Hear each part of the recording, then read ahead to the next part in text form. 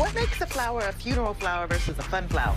I'm mainly asking for the price difference. I just want to surround myself with things that make me happy. Everybody, Issa, everybody. Hey. Okay, they're tired. I let you go all the time. I want to be honest about how I felt. So what's the deal?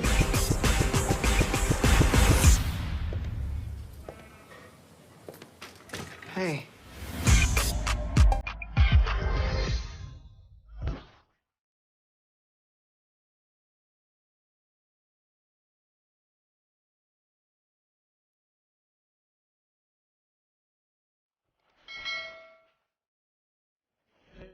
What's up, YouTube? It's your boy, it's your homie, Futuristic Mike, and I'm back with another Insecure video if you're new. Make sure y'all leave your theories, comments, everything down below in the comment section for Season 5, because this is the final episode of Insecure, the season finale of Season 4. So, if you're a fan of Insecure, if you love Insecure, hit the like on this video. If you're new to my channel and this is the first time you're finding me, subscribe. Turn on those post notifications so you can always see when I'm dropping some content so you never miss any Insecure news. Now, this is going to be my recap for Insecure Season 4, Episode 10, titled Lowkey Lost. And this was a hell of an episode, man. This was a hell of an episode. This left me shook. This left me speechless. Wow.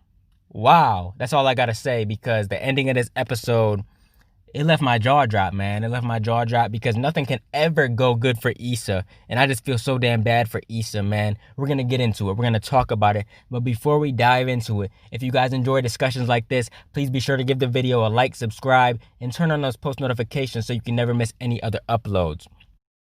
Now, as the season finale began, Lawrence told Issa that he'd gotten the job in San Francisco. They were meeting at some little market or someplace like that, wherever they were at.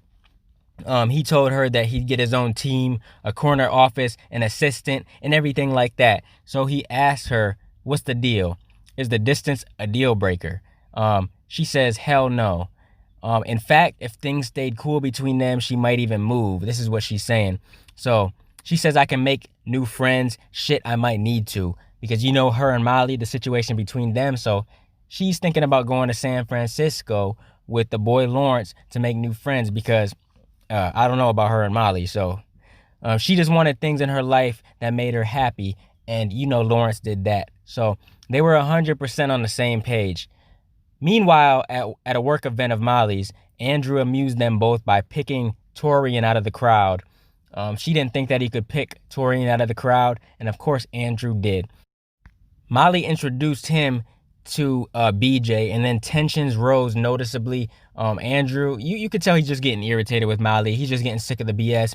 He's getting tired of it. I spoke about this in previous videos. He's really getting tired of this shit. Andrew clearly wasn't down with going out with the gang, but he went anyways because that's Andrew for you. He always does what Molly wants him to do. So he ended up going out with her anyways.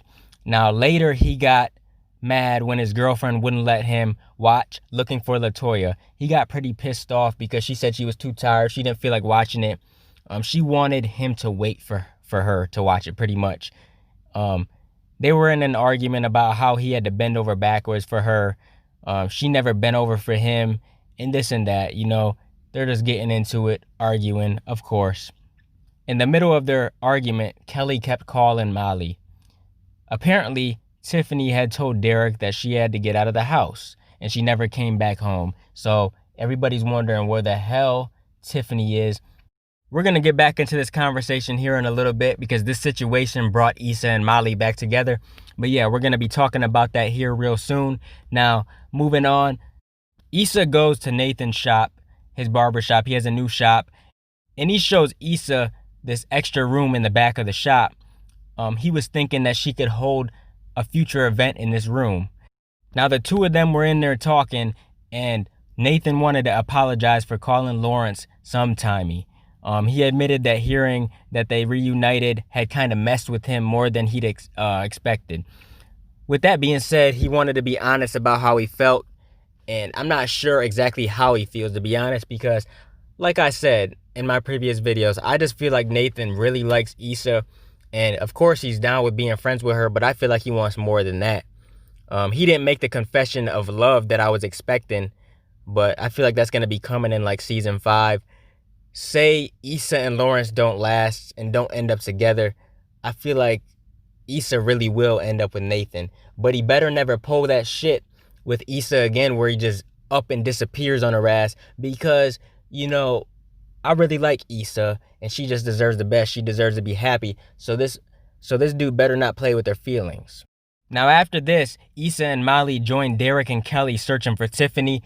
And like I said earlier, this brought Issa and Molly back together. Once again, they're in the same room and they have the same group of friends like I mentioned before. So they're always going to find their way back to each other. So they went from place to place. There was some security footage from a nearby Mexican restaurant that revealed that the new mom, Tiffany, had gotten on a bus about 15 minutes before she last talked to Derek. I knew she wasn't happy, Derek said, but I thought maybe time would help. He was over here confessing a whole bunch of stuff to Issa, Molly, and Kelly when they were on the bus, and he just felt really bad. And this right here really made me feel for Derek because, you know, he feels bad for his wife. He knows that she's dealing with this postpartum, and he just wanted to be there for her, man. He feels like he could have done more, and this really made me feel for Derek. It really did. He also says that he didn't think it would get this bad. I can't believe I let this happen. And he's just going on. And Kelly discovered that Tiffany was at a nearby Sheraton. This was a hotel that she was at. Now, this next part right here is pretty damn funny, in my opinion. This was funny as hell. I was cracking up. They went up there and tried to talk to the bus driver, and the bus driver wasn't having it. He said, "I can't hear you unless you get behind the yellow line." So they stepped behind the yellow line, and then he still acting like a little asshole. So they're looking at the red button and he's like, "Don't you do that." And then they I think it was Kelly. She presses the button and it opens the door when they're stopped at a red light, and they all get off. And the bus driver wasn't having it. So he stops a cop and tries to get a cop involved. And this right here is when I thought shit was about to hit the fan. I thought shit was about to go down. Because you know everything that's happening in the country these days with the cops killing young black men and stuff like that, and just black people in general. So I thought it was about to escalate real quick, and I thought something was about to happen because we know Kelly got tased before. She said she wasn't scared of getting tased again, so I thought her ass was about to get tased again, or I thought something worse than that was about to happen. Molly actually got involved, and she used her lawyer skills to defuse the situation before Kelly got tased. And I think that helped it quite a bit. And the cop was like, "Hell no, man, not today. Y'all ain't about to get me." So the cop just let him go because, you know, all these situations with young black people nowadays, the cop wasn't trying to get involved in any of that type of stuff. So he was like, "Man, y'all just go home." But yeah, that part was funny to me. Now, they get to the hotel and Derek and Tiffany reunited. She says, "I'm sorry," in his ear. They just hugged. And Derek said, "It's all right. I'm just glad you're okay." And he really showed her some love and affection and just held her. And to be honest, if that was my girl, I'd do the same exact thing. I just want a girl to be able to hold and spoil and stuff like that. So I think he handled the situation pretty good because they really touched on that postpartum depression, because that actually is a real thing. And a lot of people actually go through that in real life, especially with black women and stuff like that. They have babies and suffer from that postpartum depression, and it's just real life issues. So I'm glad they touched on that. It was just nice to actually see something like that play out on TV. Now, the morning after, we get Andrew and Molly again, and Andrew told Molly that they just weren't compatible, pretty much. He asked her, "What if we're just not a good match? I don't think a relationship should be this hard." That's what he said. And Molly, she just doesn't want to let go. This is what I was talking about in previous videos. I said that I think Molly just wants to stay in it because she never went this long with anyone else. Andrew says to her, he's like, "Is this even what you really want? Like, what are you even fighting for?" And she just stares at him. She doesn't even give him an answer. So they don't show us what she said. So I just don't know what's going to happen between Molly and Andrew. We're just going to have to wait to find out in season 5. But I just felt like this was coming, the end between them. I kind of like these two together, but we're just going to have to find out in season 5. Now, going to Issa and Lawrence. Lawrence comes over to Issa's, and Lawrence drops a bombshell. He says that Condola had come over the previous night.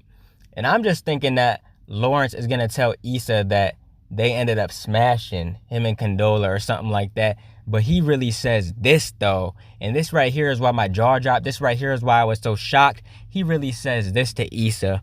He says that she's pregnant. Now in a flashback, Lawrence asked if she was sure that the baby was his. And I'm just thinking to myself like, damn, this nigga, for real, bro? Like, he really said that? That's crazy. That was kind of disrespectful to even say that, because it didn't seem like Condola was really messing with anybody else. But I mean, it is what it is. I guess he felt like he needed to ask that because he's really not ready for this baby. So of course she said the baby was his, and she really said that Lawrence could be as involved as he wanted to with his baby's life, but either way she's good. So she's not saying that she wants Lawrence, but you know, if he were to offer his help, she would take it probably. So he tells Issa that it happened before he and her reunited, before he got in the job in San Francisco, before all of that pretty much. Issa asks him if she's going to keep it. Lawrence tells her yes, and this really messes Issa up. We all know that Condola didn't really want a kid before. She was married and then divorced, and I think she got an abortion or something like that a while ago with her ex-husband. But now she's actually ready for a kid, and that's why she's going to keep the kid with Lawrence. But Lawrence does not want this kid at all. Now, Lawrence went on to explain to Issa that he wasn't getting back together with Condola. And Issa's just saying how this is too much, and she just can't deal with this right now. And yes, it was a lot. I feel for Issa in this moment. And then the very last scene of the episode, we see Issa going inside a restaurant, and she looks at somebody, and then it shows that she's meeting Molly. And it starts zooming away, and we just see that Issa and Molly are talking. We don't get to hear what they're saying now, but we just know they're probably trying to work things out. Molly actually reached out to Issa this time, so that's a big step for Molly. She might be listening to her therapist, I don't know. Or maybe it's just because her and Andrew broke up, and it took that for her to reach out to Issa because she feels like she's going to be alone. I don't know. We're just going to have to see in season 5. We're going to have to see how it all plays out. But this was a hell of an episode in my opinion, man. There was a lot of people going crazy about this episode, saying how it shocked the hell out of them, and it shocked the hell out of me. I haven't even been watching this show for that long, but this show shocked the hell out of me.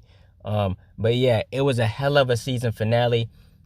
I feel like it could have been a little bit longer. It was like 25 minutes. That's not long enough in my opinion.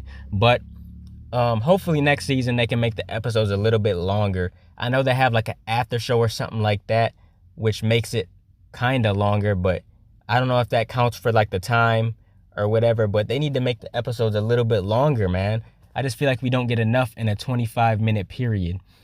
But yeah, man, it was a pretty solid season finale. I enjoyed it.